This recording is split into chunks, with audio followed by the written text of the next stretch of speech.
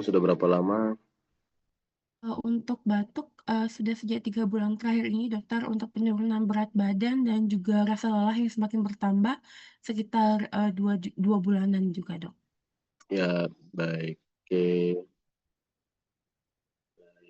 Terus ini pasien komorbidnya apa? Komorbidnya, merokok, hipertensi, dan juga ada riwayat CA prostat, Dokter. Ya, prostat stage berapa?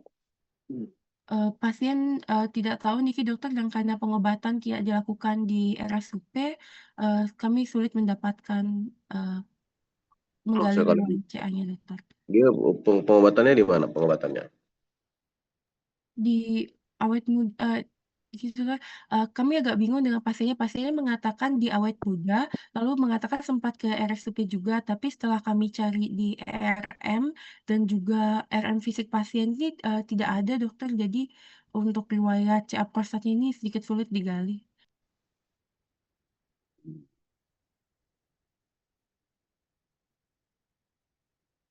Hmm. Izin dokter, Mhm. untuk riwayat CA prostat pada pasien sempat saya tanyakan juga, ternyata untuk CA prostatnya udah diangkat dokter untuk prostatnya dari keterangan istri pasien yang beliau bilang untuk CA prostatnya sudah diangkat semua, jadi pasiennya sudah tidak memiliki prostat dokter. Oh gitu. Ya, jadi penting. Kalau operasi kan eh, kita harus tahu di stage berapa di prostat itu sehingga tindakannya adalah operasi. Artinya ini kan tumornya operable.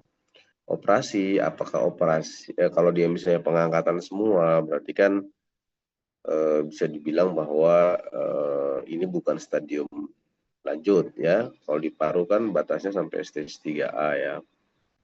Ya, itu juga mesti tahu ya. Saya juga karena ini bukan bidang saya, jadi saya juga tidak begitu paham ya. Tetapi secara garis besar, stage awal itu memang operable ya. Operable, kemudian biasanya dilakukan adjuvan terapi ya, atau kemoterapi, baik kemoterapi maupun radioterapi pos operasi ya.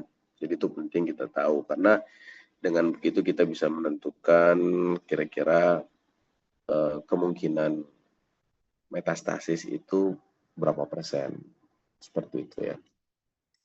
Kemudian operasinya tahun berapa, ya, itu juga penting.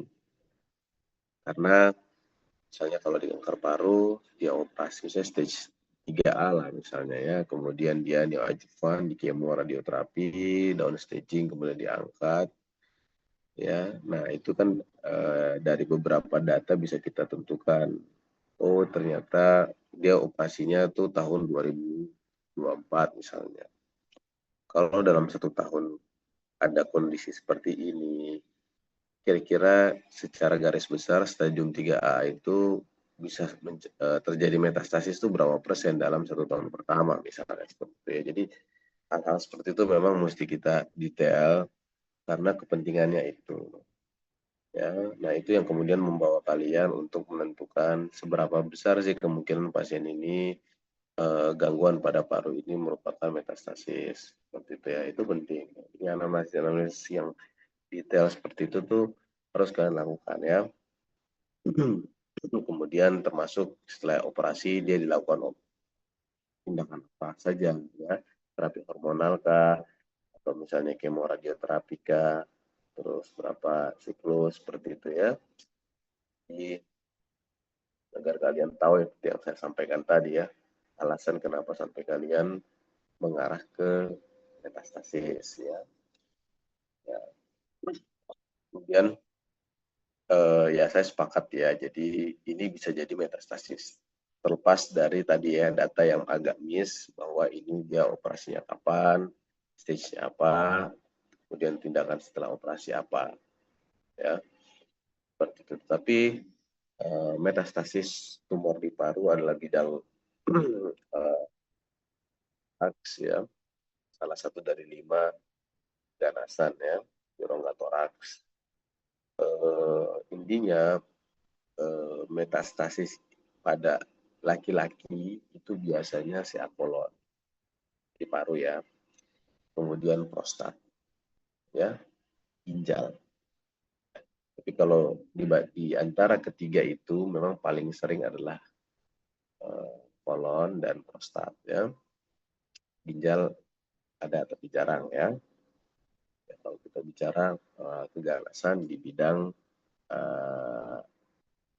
apa namanya, saluran kemih, ya, organ saluran kemih. Jadi bisa saja, ya. Kemudian kalau kita lihat gambarannya juga, ya memang secara umum dia berbentuknya adalah coin lesion, multiple coin lesion. Tetapi pada kenyataannya tidak 100% seperti itu, ya. Jadi bisa aja gambaran-gambaran seperti ini, ya, kalau kalian lihat, ya, kalian lihat sejenak, ya, agak teliti, itu memang ada semacam nodul-nodul banyak, ya, berkonfluens, ya, sehingga membentuk suatu konsolidasi inhomogen, ya. Nah, sehingga memang pasien ini mesti digali lagi, ya, mesti digali lagi atau dikejar lagi data-data yang mendukung apakah ini merupakan suatu keganasan, yaitu dengan dilakukannya CT scan toraks plus kontras, ya. Kemudian yang kedua, bisa saja ini dua hal, ya, yang berbeda, yaitu tumor paru. Nah, ini nggak ada di sini, ya. Tumor paru bisa aja. Ini adalah laki-laki merokok, kan? Tidak, dokter. Kalian lihat sejenak foto ini, ya, dengan teliti, bahwa dia ini sebenarnya kalau kita hilangkan putih-putihnya ini, ya, radio opaknya ini, dia sebenarnya hyperlucent, jantungnya pendulum, ya, iganya melebar, kemudian flattening dari diafragma, ya, terutama di sebelah kanan. Dan ini kemungkinan adalah emphysematus lung, dan ini pasien most likely adalah because of smoking habits, ya. Jadi bisa aja COPD, bisa aja juga lung cancer, ya. Di lung cancer juga bisa ada pada pasien ini. Jadi itu juga harus dikejar. Jadi DD-nya adalah bisa metastasis, ya, itu lung cancer. Terus bisa nggak double primer, dok? Double primer maksudnya double apa sih namanya, CA, bisa, ya. Kan ada pasien yang CA ovari, kemudian ada CA paru, ada, ya. Oke, terus gimana dong kalau misalnya ternyata ini CA, terus kemudian kita lakukan diagnosis dan hasilnya mirip nih, dok. Ya, biasanya sel-sel yang apa namanya, yang penyusun, ya, penyusun kelenjar, baik prostat, ya, kemudian juga di paru, ya. Itu adalah sel-sel kuboid, ya, dan derivat dari sel kuboid adalah biasanya berhubungan dengan adenokarsinoma. Jadi biasanya temuannya adenokarsinoma nih, terus ada riwayat CA prostat, ya, atau CA kolon, atau CA ovari, CA cervix, ya, semua derivat dari sel-sel yang kuboid, ya. Maka ada pemeriksaan imunohistokimia untuk memastikan itu, ya. Ya, diantaranya adalah napsin A, warna napsin A, ataupun DTF untuk menentukan ini dari paru apa bukan. Semisal misalnya itu dari paru, maka sudah barang tentu ini ada dua primer CA pada pasien ini, ya. Jadi memang mesti dikejar, ya. Jadi ini bisa saja pasien dengan COPD ada, ya, ada wheezing. Hah? Gitu, dokter. Niki pada pasiennya tidak ada wheezing, dokter. Nah, jadi bisa aja juga pasien COPD, ya. Ya, nanti harus dikejar lagi. Bisa juga CA paru, ya, metastasis CA paru. Bisa juga ini, ya, tadi sudah kamu sebutkan, ini bisa jadi memang pneumonia. Ingatlah, pneumonia bisa pada pasien ini tidak mungkin dia murni pneumonia, ya, karena pneumonia sifatnya akut. Tapi kalau kita lihat perjalanannya ini kan sudah kronik, ya, jadi bisa saja memang sudah ada kelainan awal di paru, kemudian melemahkan sistem pertahanan lokal maupun sistemik pasien, Kemudian kita tahu bahwa organ yang berhubungan dengan dunia luar adalah paru, sehingga sangat rentan terjadi infeksi di situ ya. Dan infeksinya tidak jauh-jauh dari kalau akut pneumonia ya. Jadi bisa aja ya ini adalah TB juga, kemudian kena pneumonia juga bisa ya.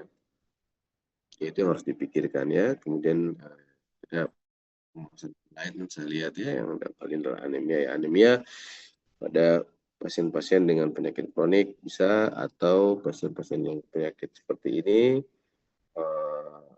anemianya juga bisa karena asupan ya yang kurang ya, bisa. Oke, kemudian juga gambaran efusi pleura ini juga ya, bagian dari kesatuan ya, kelainan pada paru. Oke, saya lihat work up-nya.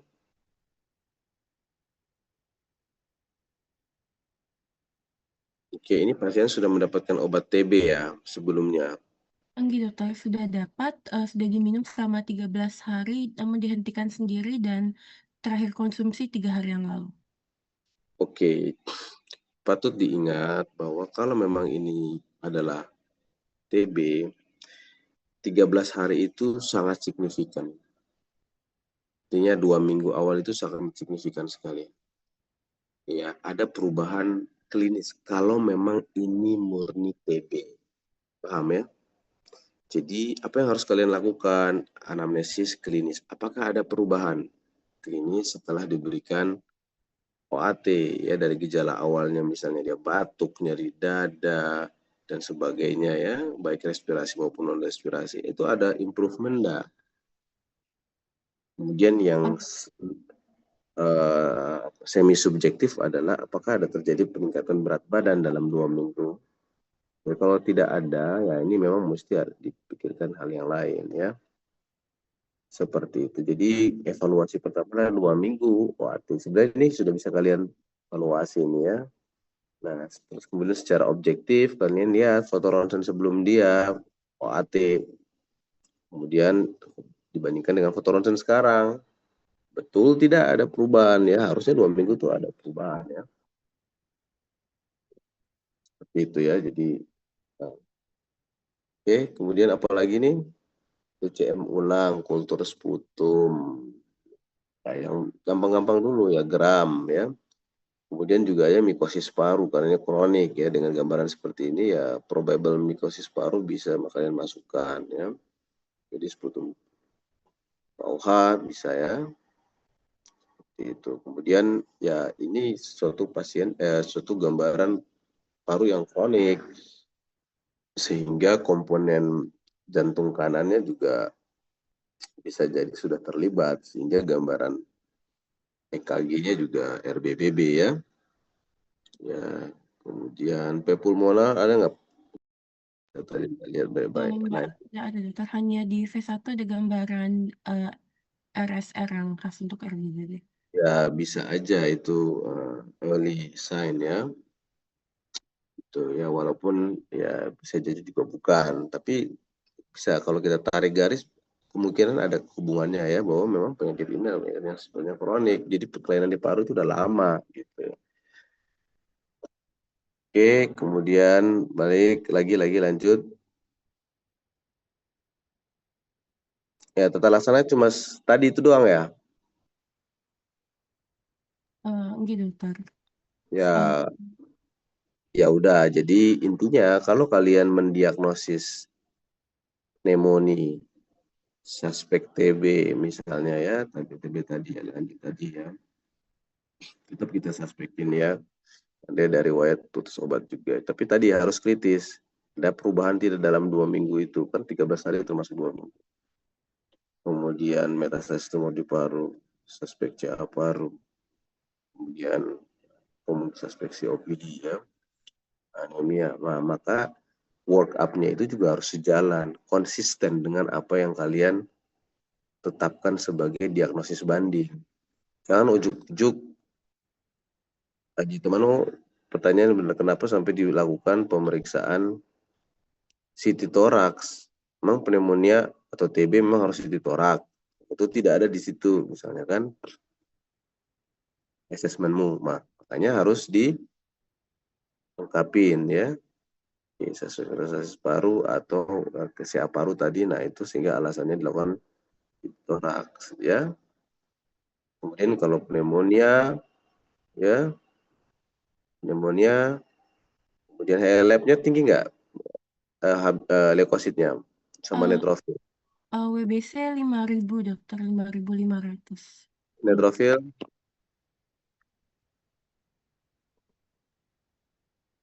Untuk neutrofil 63,1% dokter. limfosit pagarnya berapa? Ini sih dokter, sudah saya tampilkan untuk Jadi ini pasien masih imunokompeten. Kemudian kalau leukositnya seperti itu, neutrofilnya normal, jadi mungkin tanda infeksi nggak ada pada pasien. Jadi bisa kita kemudian secara data ini bisa jadi less likely ya untuk pneumonia, tapi tetap harus kalian juga kejar ke arah tadi ya, pemeriksaan sputum-gram paling tidak ya, atau kultur ya. Dan apakah ada alasan untuk pemberian antibiotik pada pasien ini? Saya rasa belum ya. Ya, tapi kalau kalian menemukan bahwa ini pasien imunokompromis dengan limfosit pagarnya di bawah 1.200 ya atau 1,2, bisa jadi memang respon imunnya tidak adekuat ya, dan juga ada tanda infeksi yang jelas ya, maka bisa kalian lakukan pemberian biotik. Tapi ini kita lihat tadi kan pasien imunokompeten ya, dengan gambaran seperti tadi ini ya, limfosit ya, kemudian leukositnya juga normal, kemudian neutrofilnya juga normal. Saya rasa belum ada tempatnya diberikan antibiotik ya, sambil dievaluasi ya. Ingat kita tetap memastikan ya, apakah ini memang infeksi. Biasanya kalau memang ini infeksi, kita yakin ini infeksi, kemudian pada saat awal tidak mendukung data ke arah infeksi dalam lab, biasanya kita ulang lagi ya, 1 hari ya, untuk memastikan ya apakah ada perubahan ya, seperti itu. Karena timing juga bisa jadi mempengaruhi ya, timing pengambilan lab tadi ya, sering terjadi seperti itu. Oke, saya rasa mungkin yang saya ingin sampaikan ke kalian ya adalah konsistensi antara anamnesis yang kalian lakukan, kemudian pemeriksaan fisik, kemudian diagnosis banding apa saja ya yang kalian itu, kemudian diagnosis banding ini sejalan dengan workup apa saja yang kita lakukan ya, kemudian tata laksana awal apa saja yang kalian akan berikan. Ya. Baik, mungkin dari saya cukup ya. Ada yang ingin tanyakan? seperti sudah terjawab tadi dokter. Terima kasih banyak dokter. Ya, kalau tidak ada pertanyaan lagi kita akhiri ya. Baik, terima kasih. Terima kasih banyak. Assalamualaikum.